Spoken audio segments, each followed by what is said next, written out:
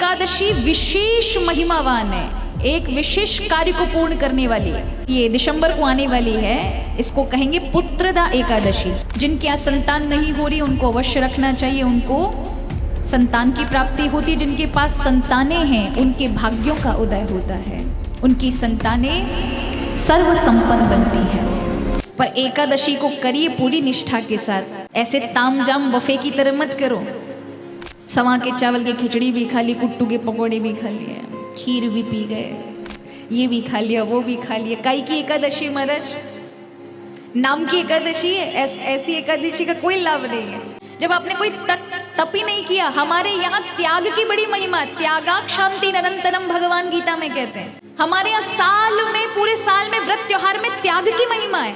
इसलिए आप जब करवा चौथ रखते हैं तो व्रत करते हैं, लेकिन जल का त्याग है। हमारे यहाँ साल में ऐसा भी एक समय आता है कि जब हम ताजा भोजन नहीं करते, बासा खाते हैं।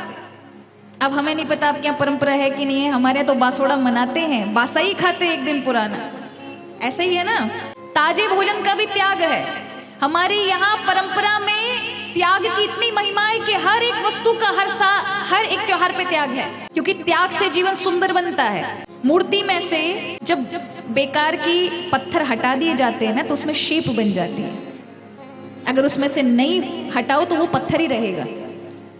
तो त्याग आपके जीवन को सुंदर रूप देता है। और एकादशी में जब भगवान के लिए आप कुछ त्याग करते हैं, भोजन का, भोजन नहीं करते, उस समय अन्न नहीं खाना चाहिए। अन्न के अंदर पाप का निवास होता है। अन्न ने भगवान नारायण से जाकर कहा कि सबको भगवान आपने छुट्टी दे रखी है, लेकिन मुझे एक भी दिन की छुट्टी नहीं मिलती, सब मुझे खाते रहते हैं, मेरा भी तो एक दिन का छुट्टी रखो। प्रभु ने एकादशी वाले दिन उनको छुट्टी दे दी।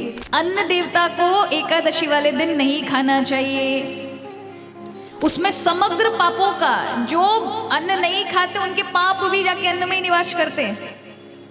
जो एकादशी व्रत कर रहे हैं, नहीं खा रहे, उनके भी पाप अगर जीवन के होंगे वो अन्न में आ जाएंगे। और जो अन्न को खाएगा समग्र जनों के पापों को खाते हैं। इसलिए एकादशी के दिन अन्न निषेध है, अन्न का त्याग मना, अन्न का त्याग किया गया है। उस दिन आप हो सके तो निराहार रहिए, वो भी नहीं हो पाता है तो फलों से रखिए। फल ले लिए, फल का रस ले लिया, हो सके फिर भी आपसे नहीं रहा जाता है तो एक समय फल लो और एक समय आप कोई भी आप खाते हो, सवा की खिचड़ी, जो भी खीर, अब मुझे तो नहीं इतना ज्ञान है, वो ले सकते हो। सिर्फ एक बार सुबह अगर दिन में लिया है तो शाम के समय फल लोगे। क्योंकि अगर कुछ भी त्याग नहीं किया और केवल पेट पे ही ध्यान गया तो एकादशी नहीं लगेगी। एकादशी जब आप करेंगे तब आपके अपने जीवन में अनुभव देखेंगे।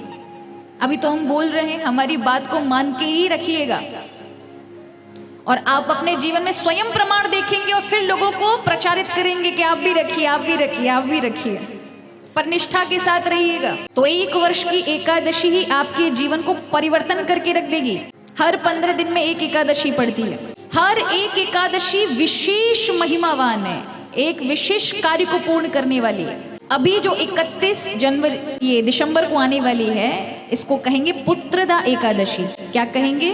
क्योंकि 30 दिसंबर को एकादशी लग रही है। आप कर सकते हैं, बहुत अच्छी बात है, उस दिन भी एकादशी है। पर हमारे यहाँ 10वीं से युक्त एकादशी का त्याग किया गया, इसलिए हम द्वादशी से युक्त एकादशी को करते हैं। आप 30 को भी रख सकते हैं, हम 31 को रखेंगे, क्योंकि द्वादशी से युक्त एकादशी की ही महिमा हमारे यहाँ विशेष है। 10वीं से युक्त एकादशी को नहीं रखना चाहिए, पर आप हो सके तो 31 दिसंबर को ही रखें। एकादशी है, पुत्रदा एकादशी है।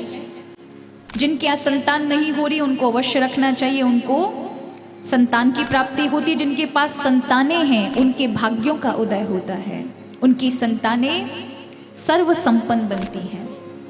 पुत्रदा एकादशी आपके पितरों का कल्याण करने वाली भी है और साथ में भगवान की प्राप्ति भी कराने वाली, भगवान के प्रति आपकी भक्ति को बढ़ाने वाली है। और जीवन के जितने भी आर्थिक कष्ट आपको सता रहे हों उनका भी समाधान करती है। ऐसी दिव्य ये एकादशी है। तो एकादशी की बड़ी महिमा है महाराज, अवश्य रखें अपने जीवन में।